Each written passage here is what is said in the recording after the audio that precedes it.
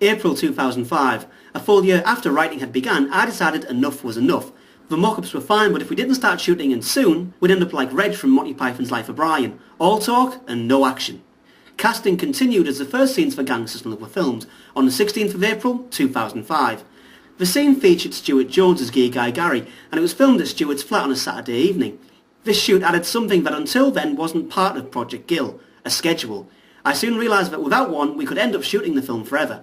There was a bit of a panic at one point when our original choice for A-Core dropped out, just a week before shooting her first scene. At the time we still didn't have a B-Core or a C-Core either, which put the entire project in jeopardy. Luckily, thanks to both Andy Hutt and a few adverts online, 2 of the 3 problems were solved within a week. It's here that I met Rachel Cass, who would later go on to play A-Core Manor. Frank, what are you doing here? I thought you were working where? In King Kong? It was. Kong King. It's King Kong, yeah! I actually wrote King Kong. Willing to work but kept slightly in the dark as to how amateur the project was, I hired her during our first meeting, which took place at Sam's Place, Linthorpe Road.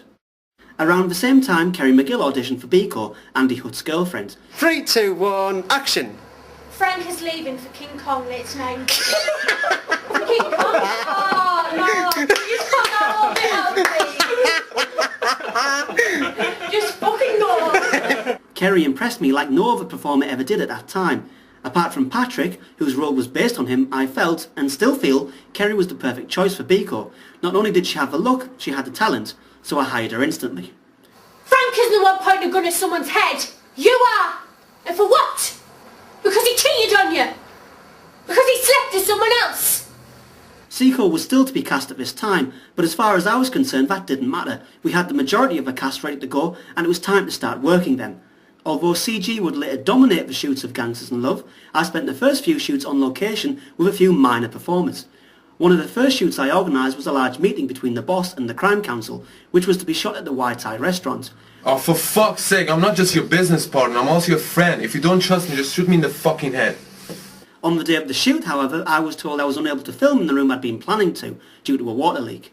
Thinking nothing of it, I decided to go ahead with the shoot anyway.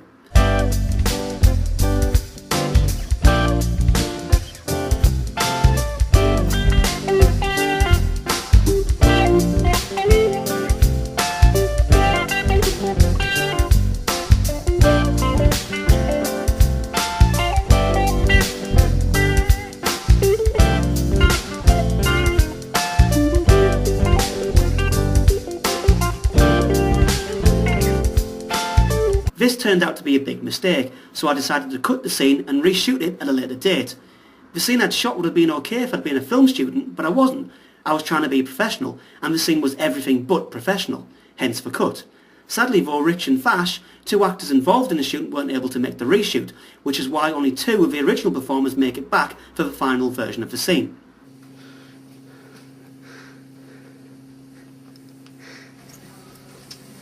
Here's your drinks. By cutting the scene, it also meant cutting my dad's cameo. He was to play Tommy, the bartender who supplies the drinks. Maybe this was a good thing, maybe not. I'll let you decide based on the following footage. Sorry, will do.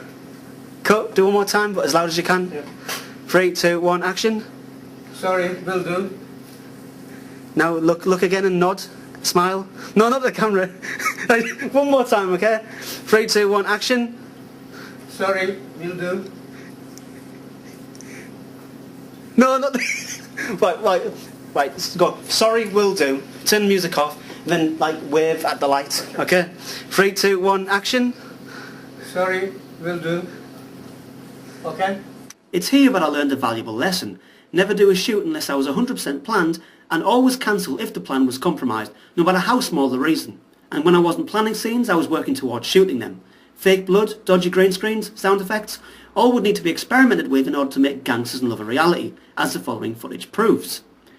You fuckers think you can mess with me? Well, you got nothing coming. You ever do that again, and I will blow your fucking heads off. Move this arm as well. You bastard. As well as green screening, fake blood was always fun to work with too, though I've got to admit it didn't always turn out as expected. The early tests proved too thick to use, mostly because they were made out of flour. Several of the actors had to work with this icky, sticky stuff, yet hardly ever did they complain. Well, Much. Try and hold it in, Gizmo, okay? Why? He's got shitloads now. He's going to choke. You're alright. Green screening, or keying as it's known in the professional world, was another fun toy to work with in the early days, although I've got to admit by today's standards the Gangsters In Love shoots are definitely flawed. Tests aside, the first official green screen shoot for Gangsters In Love took place on the 11th of July 2005, featuring Alan Hutchinson and Ray, my brother. After these initial shoots I gained the confidence to start shooting our major cast members on the screen too, although as everything in the world of Gangsters In Love, not everything went according to plan. Fire! It busted! It hit the camera. Did it really? Yes. Teething problems out of the way, we were now ready to shoot every scene in the script, though that shouldn't suggest we didn't run into some problems as the shoots carried on. On the 31st of July 2005, the crew and myself got into a spot of bother at the old granny flats in Hemlington. We were filming a scene with Alex and Jay as they approached Frank's motel room, when suddenly a bunch of armed police showed up. Someone must have seen our fake guns while we were shooting, resulting in 3 police vans pulling up, loaded with weapons of every kind, including several nasty sounding dogs. Luckily we only got off with a warning, though our prop guns were confiscated. Speaking of prop guns, one thing that definitely helped production was the range of props we used from July onwards. The early props came from local toy shops or were homemade, but these never really held up to camera all that well. The later props, such as Eugene's axe and Biko's ruby red gun, were all supplied by Slippery Chicken, a close friend and GoreCartoons main prop master from 2005 to the present day. Slip did a range of custom jobs for Gangsters In Love, the first being the rifle scene in the film's opening. After that he soon got to work on other items for use down the line, one of them being a machine that allowed us to fire fake blood from a pressurised Coke bottle. Though as this footage shows, it didn't always work every time. There's the valve. Right, where do you want it? Aim it towards the green stuff. You want that knocking off the shelf? Yeah. So husband? Yeah? Yeah. Ah. Slip has contributed to both props and even storylines for some of GoreCartoons' most popular films, including Time to Kill, Hank Manley and Crazy Joe's Funerals. Looking back, Gangsters In Love certainly couldn't have been made without him, but then this is true of all involved, not just performers but also the people behind camera that the audience never sees. It was around this time that I started getting to know Paul Bittlestone, a local filmmaker based in Middlesbrough and founder of Darkstone Productions, who would later go on to help produce my second film, Time to Kill. September hit and the weather outside changed dramatically, hindering our green screen shooting. I mentioned this to Paul and he told me he might be able to help. He was the owner of 3 large studio lights, and he said if I could find a big enough space to shoot green screen indoors, he wouldn't mind lighting it for us. Almost instantly I bit his hand off and began looking for a place, resulting in the booking of Limthorpe Community Centre. As a bonus, Paul also agreed to do some behind-the-scenes shooting, not just of the performers, but also of me as well. I agreed, and for the first time I was able to see how I worked with people from the outside rather than from behind a camera. But it was this line in particular. I couldn't see anything, but I could hear the shooting. And so I did whatever every assassin would do in such a situation. That is a bad line, isn't it? Especially with your accent. I'd do what every other assassin would do in such a situation. Who wrote this? Me? Oddly enough, the camera Paul used to shoot with was a Canon XL1, the same camera I was hoping to use to shoot Gangsters In Love on, but then I suppose that's sod's law. We filmed at the community centre twice, both times with Patrick and Cass, and later with Emma and Kerry. If it wasn't for Paul, we'd have been unable to shoot the rest of the movie, as green screening requires the brightest lighting possible to make it work.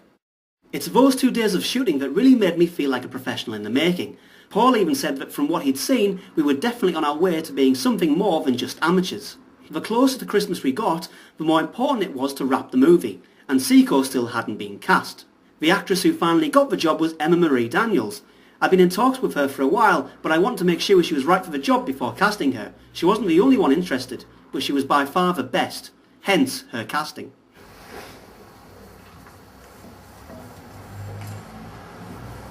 I hope you'll forgive me. The things you said earlier are true. Aiko may never understand, but I'd rather kill Frank and live a lonely life and know he's out there having his way with women other than myself.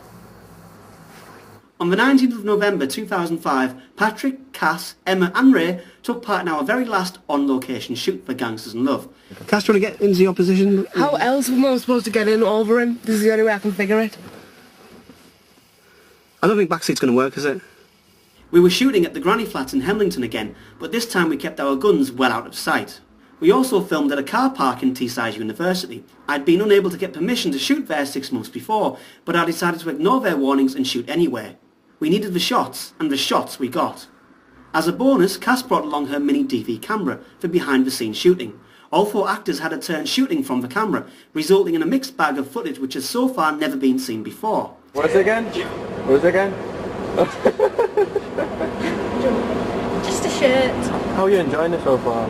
It's excellent. Yeah. Very sad it's my last day. Yeah. No, but he'll be doing another one for us soon, I think. If he gets this one wrapped between the end of December, before January, he might start another one. Cool.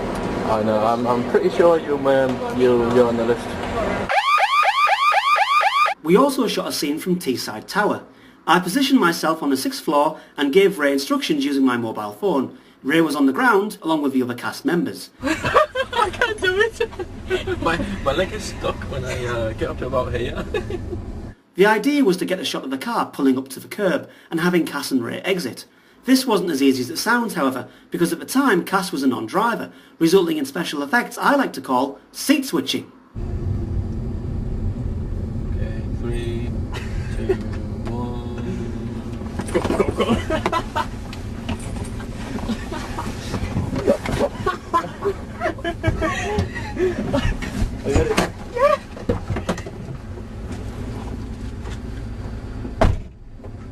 Bloody hell. I'm sure it got me in shot. Overall, the shoot that day went really well. It was our last on-location shoot for Gangsters In Love, but it wasn't the project's last shoot by far. Due to time limits, we weren't always able to get every green screen shot at the studio, resulting in a few cold arses a few weeks later in November. 3, 2, 1, choker! Choke the bitch! Choker! Choker! God, we got it! Here now. Dang. These were the worst conditions I'd ever filmed in, and even today I try not to shoot outdoors once November hits. The cold just isn't worth it. Shooting with the major performers wrapped on the 27th of November 2005. The final shoot for me was a bit of an anticlimax, especially when compared with the huge shoots we'd done before. The final shoot involved just one person, Kerry McGill, and the scene in question, her half of the Sergio Stair sequence. Unfortunately, the scene had to be shot indoors at my flat without lights because the weather was just too bad to shoot outside. This resulted in the worst green screen ever seen, as seen from this footage. Backed into a corner, however, we had to continue and get the shots that day, otherwise there'd be no telling when I'd be able to complete it. Action! That was shite. That was obviously going to happen. We'll do it again. So, magazine's up. 3, 2, 1, action! Oh, well. We'll do it one more time, but it doesn't really matter. The film took 34 days to shoot, spread over 8 months, including pickups which were done as the film continued to shoot. Things didn't always go according to plan, but I feel the Gangsters In Love shoot was a successful one. The actors had done a great job, and now it was time for me to do mine.